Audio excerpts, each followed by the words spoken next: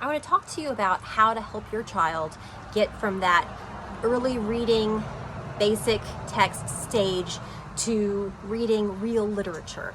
I think that a lot of parents, there's the initial trepidation of how can I even get my child to decode? How can I help them to understand their letter sounds, their blends, all of these vowel teams, all of these sorts of things. But then there's that very next step. There's that step of going from reading very controlled text to text that could have almost anything in them. And we live in a world in which you can go to the library and you can get the level 1, level 2, level 3 readers, and that's good.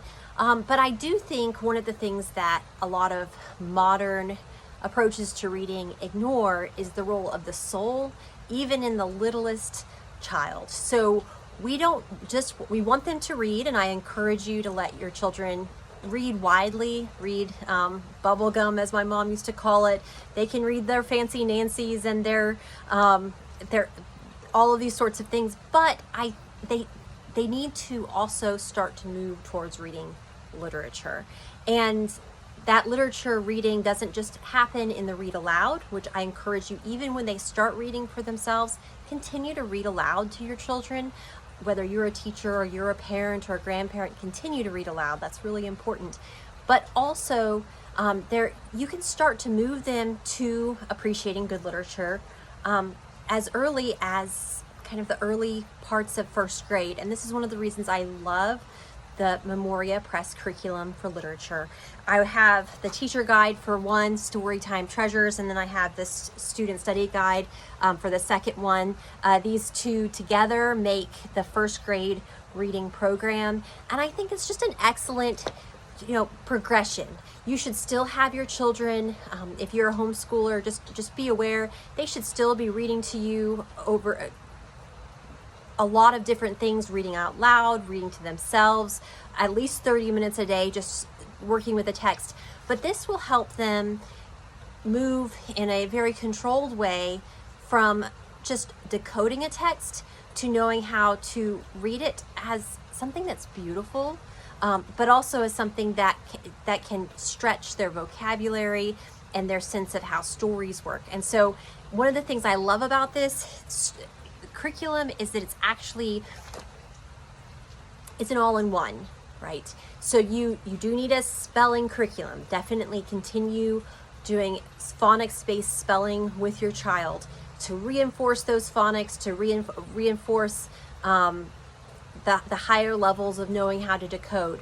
But if you have Storytime Treasures, you have a good text in a good order to work with your child on, and along the way they're introduced to new vocabulary, but also new ways of understanding a text. So I'll just give you an example. So this is Storytime Treasures. This is the first 4 stories. They start out with chapter books. Little Bear, Frog, and Toad are friends. I don't know about you, but if you have a child that has any older siblings, they know that chapter books are a big deal. And Little Bear and Frog and Toad are very unassuming chapter books. They're not going to cause a lot of, they're not scary. They're very friendly. And the way Memoria Press introduces you to them, they're given a heads up right away. So one of the things that each of these lessons do is they break it into what's considered a reasonable amount for a child to master roughly over the course of a week. And before they start reading, they identify what are the common words that a child might stumble on when they're reading, so that you can actually take time to study them. I don't know if you can see it here, but they actually make it so that they copy the words that might be unfamiliar to them. They define words in bold that are likely to maybe be not known to them. It's funny, I have children who have been read to a lot. I think they have a fairly large vocabulary, but these texts have a really good sense of what the average child probably doesn't know in any book. And I think that's really important. We often, parents, and I include myself in this, we don't realize how much typically goes over the kids' heads. I think it's good to give them lots of meat and let them be comfortable with sometimes not knowing everything. But in a literature setting, you're teaching them to grow in their understanding, and I think this book does that very well. One of the other things that I love about it is that sometimes early literature guides have developmentally inappropriate writing spaces. So there are questions and answers. Reading comprehension is very important, but those reading comprehension question lines are not actually appropriate for the age that the book is aimed at. But these, the comprehension questions here you are given a good space for the kid to write carefully. In fact, this is a good opportunity to teach your children one of the first basics of composition, which is learning to write complete sentences. So don't let your child get away with just saying, because this. Teach them to write in complete sentences using these questions. And after some of these kind of basic things, do they have the vocabulary? Do they understand words that they might be stumbling on phonics wise? In the early part, they give you phonics that might be really particularly important to review before approaching a particular text. Then they have opportunities to talk about grammar, talk about when do you use a capital letter? What kind of punctuation do you use at the end of sentences? What's an apostrophe S mean? Also talk about things like narrative. What is a plot? A character? By the time you get, and I think this is just brilliant, because you don't need an extra grammar curriculum at this age, but you do want to make sure they know nouns, verbs, adjectives.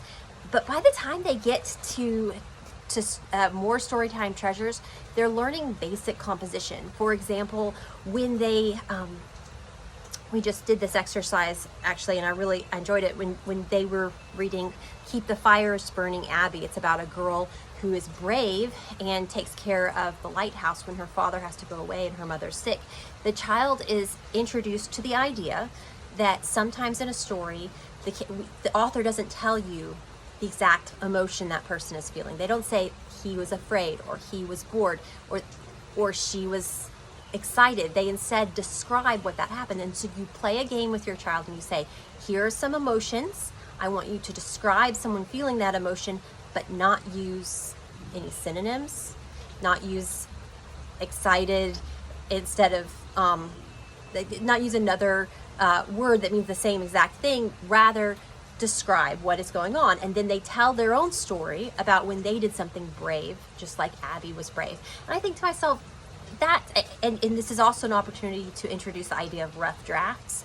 Okay, we're going to write this out, get a good idea of what we're going to say, and then we're going to write it neatly in our book, and of course illustrate it. So I really love this curriculum. I think it's a nice gradual introduction to the world of literature, to some of the key things that kids need to be paying attention to, from learning to pronounce difficult words to learning to understand words they don't understand, that maybe they didn't know before. So expanding their vocabulary, expanding both their comprehension of a story, but also their ability to express that comprehension in complete sentences.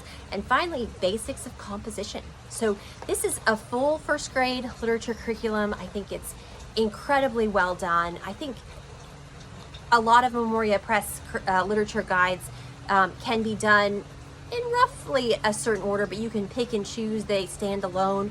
But Storytime Treasures and More Storytime Treasures are designed to be done in a specific sequence, because these are younger kids who are definitely, there's definitely growth that's happening there. So I strongly recommend Storytime Treasures as a good way to introduce your children to good reading, even at the first grade level. Thanks so much.